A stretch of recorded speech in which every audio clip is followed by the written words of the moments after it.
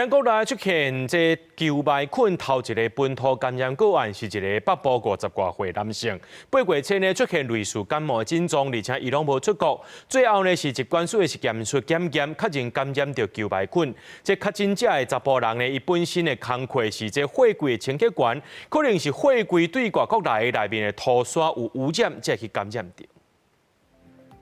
大型货柜入港，工作人员开始无闲，不过疾管署提醒要注意球麦菌感染风险。北部地区一个50多岁本国籍男性个案，8月初出现先先家扫正喘的症头了后就医，检查时阵透过气管镜得到检体，隔壁送去疾管署的实验室检验，确认是感染球麦菌，是头一个本土确诊个案。个案的潜伏期的活动史，那发现他在潜伏期期间并没有出国的一个状况，然后他的活动范围也仅限于他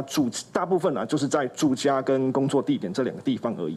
所以就研判这个是我国首例的本土球霉菌症的感染。确诊个案是货柜作业相关工作人员，主要负责货柜内的修补甲清洁工作，可能是货柜伫球麦菌流行的所在，装卸货物的时阵吸捌到污染的涂刷，查某人工作的时阵去扫到粉尘，唔知会感染。球麦菌被人喂互人，感染有4成患者伫按作期了后出现发烧、咳嗽、眩眩，啊，佮正喘的症头。9成民众会当无食药家己好，不过高风险族群包括糖尿病、慢性病的患者，也是有新的妇人，也是有可能出现严重感染风险。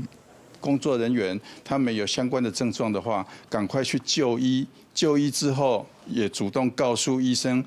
他的职业比警觉性高，就比较不会有误诊的状况。根据资料，球麦菌这3年验出境外移入的个案大大增加，拢总20件。疾管署提醒边境工作人员一定要注意挂喙安防护，若是有食粉的人，嘛应该离开涂粉营养杯的所在。公视新闻采访报道。